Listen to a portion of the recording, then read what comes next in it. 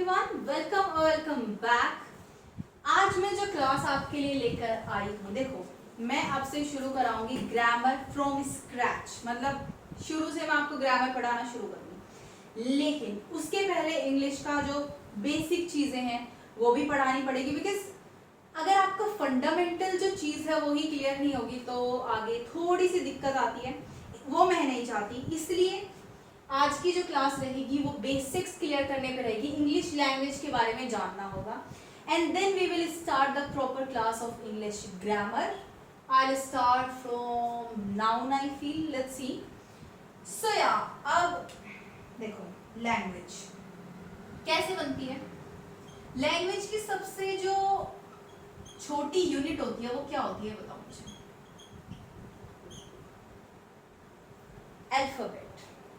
जो उसके लेटर्स होते हैं वो किसी भी लैंग्वेज को बनाते हैं, ठीक है। जैसे हिंदी जो लैंग्वेज है उसमें अ आ ई ये सब होते हैं, ठीक है। इंग्लिश में ए बी सी डी होते हैं, इन्हीं को बोला जाता है अल्फाबेट। हिंदी में बोला जाता है वर्णमाला, if I am not wrong. देखो जब लेटर्स को पूरा, ये चल नहीं रहा है, ग्रैब द अदर वन।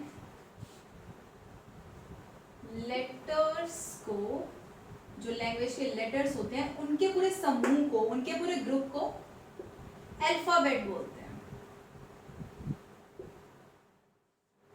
जब किसी चीज के पूरे ग्रुप का आपने अल्फाबेट बोला तो अल्फाबेट का अल्फाबेट्स करना सेंस क्रिएट नहीं करता।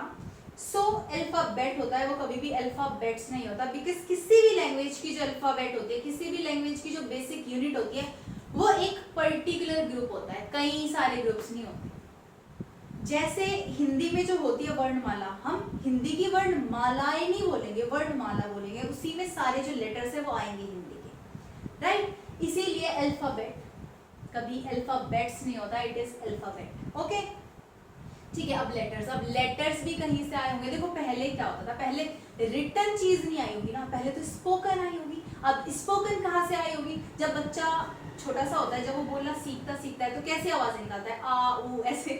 गोपाल है ना, कौन सी मूवी है, गोलमाल आई थी, उसमें जो गोपाल कहता है ना आ ई ऊ, ये वर्ड्स होते हैं, यहाँ से साउंड निकल के आती है और यहीं से जो फॉर्मेशन ऑफ लेटर है वो शुरू हुआ है। तो मेन जो क्या बोलते हैं उसको, नींव हुई वो ही साउंड, और उससे फिर इन साउंड्स को ही, जो जितने साउंड ज्यादा होती हैं लेटर्स कम होते हैं। फॉर एग्जांपल जैसे आप कैसे समझाऊं, जैसे टी जो है वो ट के लिए यूज होता है हिंदी में, राइट। अब टी एच थ भी हो सकता है। तो यही जो साउंड होती है 44 और लेटर्स होते हैं 26, ठीक है। तो इन्हीं साउंड को जब रिटन क्या होता है, रिटन रूप दिया गया, इनका रिटन फॉर्म दी गई, उनको लेटर्स बोला और उस लेटर्स के पूरे ग्रुप को अल्फाबेट बोला। और यही फाउंडेशन है किसी भी लैंग्वेज की, उसकी अल्फाबेट। अब देखो लेटर्स भी फिर जुड़ने होंगे, साउंड का रिटन फॉर्म लेटर हुआ। अब लेटर, ग्रुप ऑफ लेटर्स क्या होता है,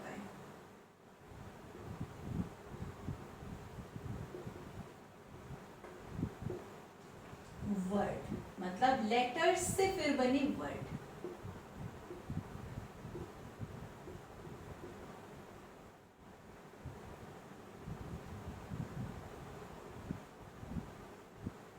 ये एक वर्ड है, बताओ मुझे। ग्रुप ऑफ लेटर्स तो दिख रहा है, वर्ड है कि नहीं ये आप लोग डिसाइड करो। मेरी नॉलेज में ऐसा कोई वर्ड एग्जिस्ट नहीं करता है, ठीक है। तो इसमें हमने वर्ड की डेफिनेशन में हमने एक चीज छोड़ दी, ग्रुप ऑफ लेटर्स तो ये होता है, लेकिन उसके साथ साथ इसकी कंप्लीट सेंस निकल के आती है। अगर कोई भी चीज लिखी है, कोई ग्रुप ऑफ लेटर्स है और उसकी कंप्लीट सेंस आ रही है, हम समझ पा रहे हैं कि वो उस वर्ड का मतलब, उस ग्रुप ऑफ लेटर्स का मतलब क्या होता है, तभी हम उसको वर्ड बोलेंगे। अदरवाइज इस चीज को हम वर्ड नहीं बोलेंगे, ये वर्ड नहीं है। ये जरूर वर्ड है, पेंसिल, क्योंकि पेंसिल लिखते ही सबसे पहले तो ग्रुप ऑफ लेटर्स हो गया, दूसरा इसकी सेंस निकलती है, हमें पता है पेंसिल क्या होती है, ठीक है, हमें पता है मार्कर क्या होता है, ये एक वर्ड है। तो वर्ड उसी ग्रुप ऑफ लेटर्स को बोलेंगे जिनका कंप्लीट सेंस निकलता हो, ठीक है। अब हम बात करते हैं, देखो वर्ड तो ठीक है, लेकिन लैंग्वेज में आगे जाकर के वर्ड को भी क्लासिफाई करा गया है। काहे में? पार्ट्स ऑफ स्पीच तो सुना होगा ना, 8 तरीके की होती है, बस उन्हीं में वर्ड्स को क्लासिफाई करा गया है, मतलब वर्ड्स को भी आगे जाके बांटा गया है 8 भागों में, जिनको कि हम पार्ट्स ऑफ स्पीच बोलते हैं।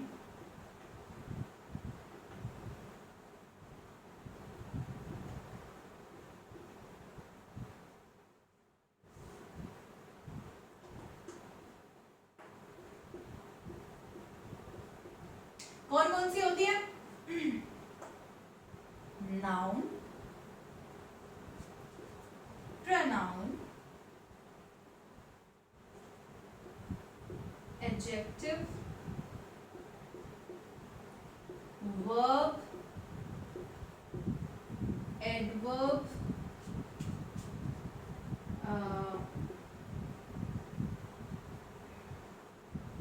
preposition, conjunction और इंटरजेक्शन।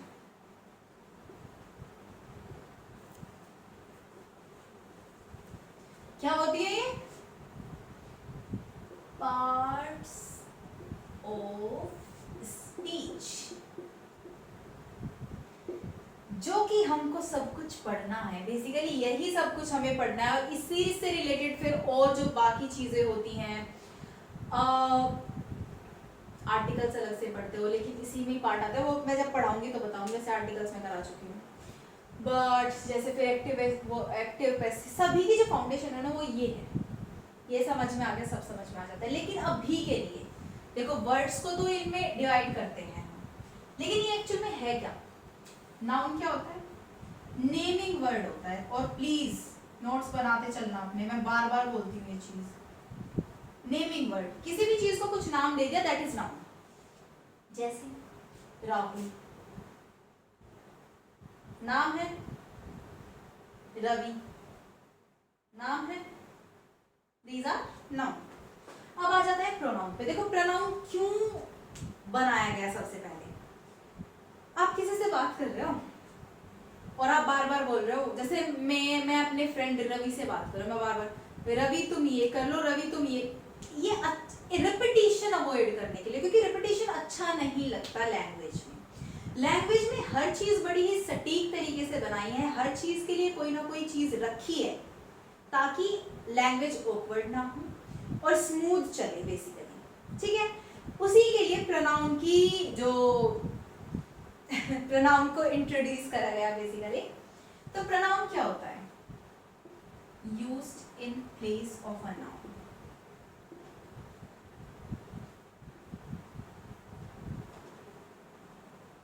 जैसे मैं किसी से अगर बात कर रही हूं तो मैं नाम की जगह यू यूज कर लूंगी। जैसे अगर आपको आपके सामने कोई खड़ा है और आपको मान लिया कोई रवि नाम का इंसान आपके सामने खड़ा है और आप उससे बोल रहे हो रवि वहां जाएगा, how awkward does that sound? Weird लगा ना, ऑकवर्ड लगा ना। उसी ऑकवर्डनेस को हटाने के लिए प्रोनाउन आते हैं। तुम वहां जा रहे हो, ये जो तुम है ना, जो रवि की जगह हमने यूज करा, दैट इज प्रोनाउन, ठीक है, जो भी नाउन की जगह यूज होते हैं वर्ड्स। एडजेक्टिव क्या होता है? ये क्वालिफाई करते हैं और या फिर इंफॉर्मेशन ऐड करते हैं किसी नाउन में या फिर प्रोनाउन में, ठीक है। जैसे she is okay, let's not go into that. A beautiful lady, मतलब एक ब्यूटीफुल लेडी थी वो, तो ब्यूटीफुल लेडी क्या हुआ? नाउन। ब्यूटीफुल यहाँ पे क्वालिफाई कर रहा है उस नाउन को, उसमें इंफॉर्मेशन ऐड कर रहा है कि वो लेडी कैसी थी, ब्यूटीफुल थी, तो वो हुआ एडजेक्टिव। Done till now. अब आ जाते हैं वर्ब पे। ये थोड़ा सा ना कंजस्टेड हो गया, मेरे को समझ नहीं आ रहा है मैं कहाँ लिखूंगी अब। वर्ब अगर कोई एक्शन हो रहा है, कोई काम हो रहा है, ये इनकी बहुत ही कंसाइज वे में मैं बता रही हूँ, जो आपने कभी अपने स्कूल टाइम पे पढ़ी हो, इस तरीके से बता रही हूँ, क्योंकि जब इनको मैं अलग अलग चैप्टर्स में पढ़ाऊंगी ना, तब इनको मैं डिस्कस करूंगी ना वास्ट वे। अभी के लिए आप इतना समझो, जो भी कुछ काम हो रहा है, एक्शन हो रहा है, वो वर्ब है, काम करना। जैसे डू, वैसे कई सारी चीजें होती हैं वर्ब में भी आ जाते हैं, लेकिन अभी एक्शन तक ही रखो आप। आई एम डूइंग माई वर्क। अच्छा ओके, वर्ब को मैं यहाँ एक्सप्लेन करती हूँ। देखो वर्ब में भी पार्ट आ जाते हैं, उसको भी थोड़ा सा एक्सप्लेन कर देते हैं। वर्ब में भी दो चीजें आ जाती हैं, एक आ जाती है हेल्पिंग वर्ब और एक आ जाती है मेन वर्ब। आगे बढ़ा के नहीं, यही कर लेते हैं। हेल्पिंग वर्ब जैसे कि इज, आर, एम, बाकी was, were, will, shall. Main verb, भाई मेन वर्ब तो मेन ही होते हैं ना, जो मेन काम एग्जैक्टली वहां पे हो रहा है। For example okay, I am doing my work, यहाँ पे am, I am, am is helping verb and doing is main verb. मैं अपना काम कर रही हूँ, I am doing my work. Okay, I hope you got my point. अब आ जाते हैं एडवर्ब में। एडवर्ब जो क्वालिफाई करे वर्ब को।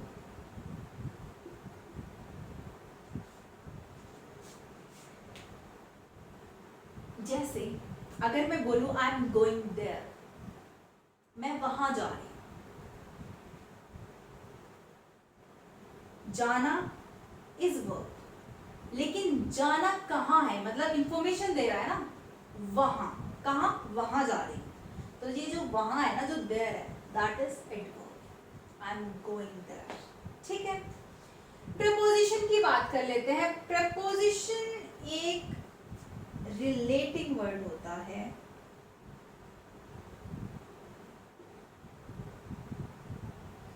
जो किसी भी सेंटेंस में दो वर्ड्स को, दो चीजों को रिलेट करता है। जैसे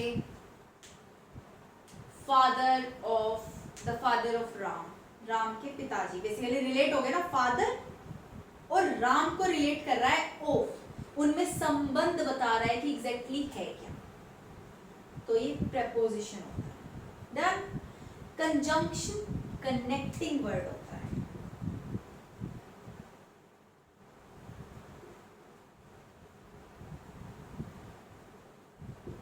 दो नाउन्स को, दो फ्रेजेस को, दो क्लोजेस को, दो सेंटेंसेस को, जिनको भी कनेक्ट करना है वो काम करेगा conjunction.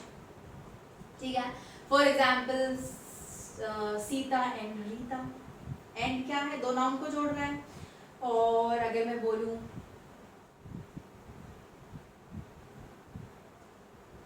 My brother is a doctor and my sister is a teacher, दो अलग अलग सेंटेंस हो गए। My brother is a doctor, my sister is a teacher.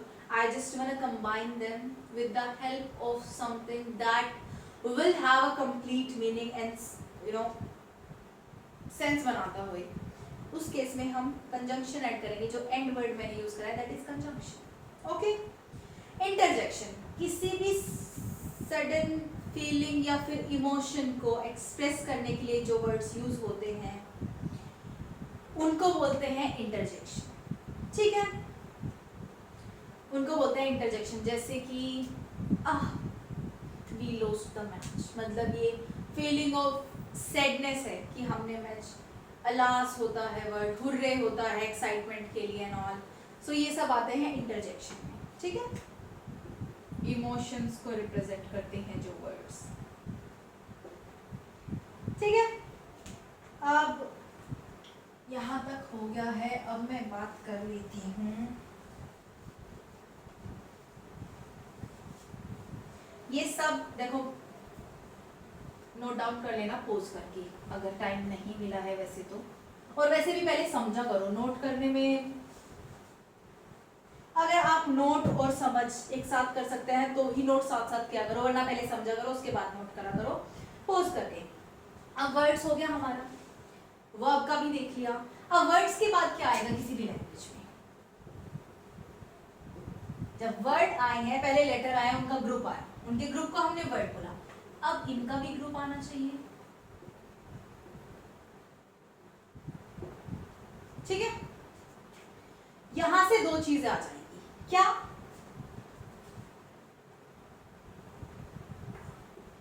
Phrase और सेंटेंस। होता ये भी ग्रुप ऑफ वर्ड्स ही है, होता ये भी ग्रुप ऑफ वर्ड्स ही है, लेकिन फर्क क्या होता है? इसकी इनकम्प्लीट सेंस होती है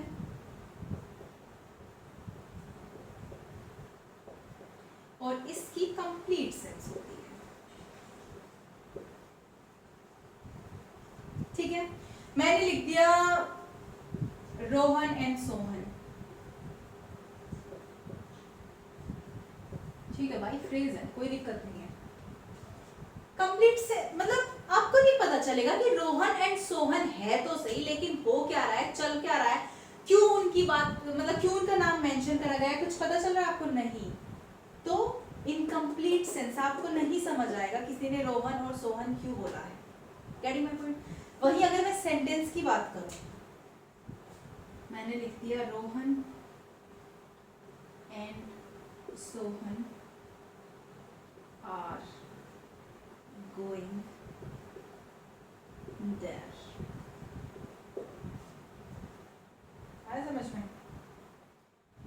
रोहन एंड सोहन नाम तो मेंशन करा, लेकिन इंफॉर्मेशन साथ में है कि क्यों उनका नाम मेंशन करा गया है, क्योंकि कोई ये इंफॉर्मेशन देना चाहता है कि रोहन एंड सोहन वहां जा रहे हैं।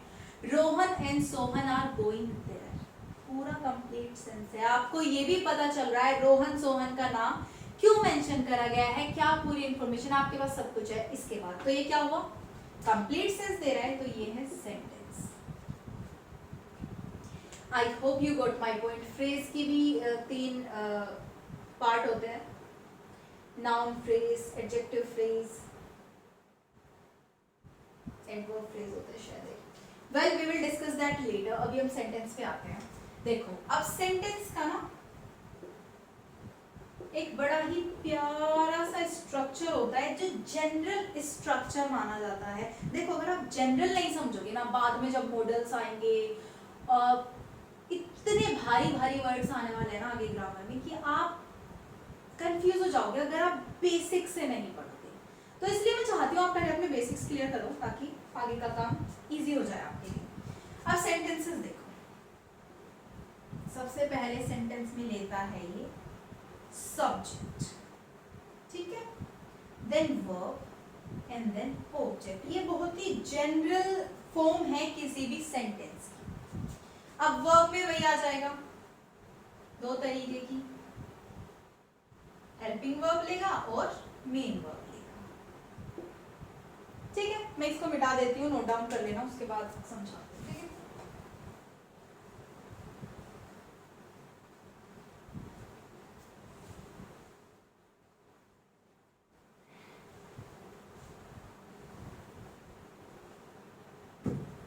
तो मैंने लिखा आई एम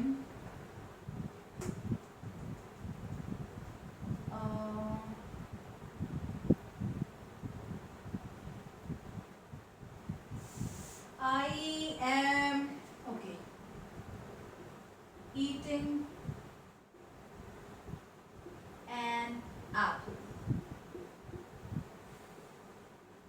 देखो अभी ना जैसे मैंने बोला कि helping subject plus verb plus object, ये मत समझ लेना कि उसमें एम वाली ही आएंगी। जैसे मैंने उसमें ये भी बोला था कि हेल्पिंग वर्ब आएगी and then you will take main verb, क्योंकि जो पास्ट सेंटेंसेस होते हैं, जो पास्ट इंडेफिनिट होता है, उसमें तो आप second form of verb use करते हैं, राइट। मैंने वो नहीं बताया, अभी सेंटेंस के एनालिसिस के बाद बताती हूँ, तभी मैं वो बताऊंगी जो मैं बताना चाह रही थी। ठीक है, अभी आप यहाँ ध्यान दो, यहाँ पे ये क्या है, subject of course, and eating verb ये है हेल्पिंग वर्ब और ईटिंग है मेन वर्ब। ठीक है, आर्टिकल है, बाद में देखा जाएगा, अभी हम जनरल उस पर बात कर रहे हैं, लेकिन फिर भी आपकी जानकारी के लिए लिख दूं, apple object, as simple as that. वैसे एन एप्पल पूरा ऑब्जेक्ट है ये, ठीक है। ये मैं वर्ड्स पे पहुंच गई। अब देखो वर्ब जो होती है ना, एक बार और आपको मतलब मेरे को आपको ये चीज बतानी पड़ेगी, एक हेल्पिंग वर्ब होती है, एक मेन वर्ब होती है। जो मेन वर्ब होती है इसमें आती है पहले first form of verb, second form of verb, third form of verb, ING form of verb. और भी होती है क्या? फर्स्ट में जब सिंगुलर होता है सब्जेक्ट, उसमें हम देखो कंफ्यूज ना हो जाना प्लीज, चलो इसमें लिख देती हूँ मैं, और एस और ई एस जो फॉर्म ऑफ वर्ब होती है वो भी इसी में आती है, ठीक है। अगर सब्जेक्ट सिंगुलर हो तो एस ई एस वाली फॉर्म को यूज करते हैं, अगर प्लूरल हो तो सिर्फ वी वन जनरल यूज करते हैं, पास्ट इंडेफिनिट में वी टू यूज करी जाती है, देन वी थ्री को एडजेक्टिव की तरह भी यूज करा जाता है, और परफेक्ट सेंटेंसेस में भी यूज करा जाता है, आईएनजी को कॉन्टिन्यूअस में यूज करा जाता है, that's how you make sentences. और अगेन इसमें आ जाती है is, are, am, was, were, shall, will and all that, ठीक है। ये समझ में आया, ये स्ट्रक्चर होता है। अभी इस लेक्चर के लिए मैं इसको इतना ही रखूंगी क्योंकि बहुत लंबी वीडियो हो जाएगी, फिर अपलोड करने में दिक्कत आती है, कई सारी दिक्कतें होती हैं, ये सब नोट डाउन कर लेना और इसको समझ के ही सेकंड पार्ट देखना, ठीक है, that is must. And yeah, this was the video for you guys. I hope you loved it. If you did, please give it a thumbs up and subscribe to my channel. And I'll see you in the next video. Till then, stay happy, healthy, and bye.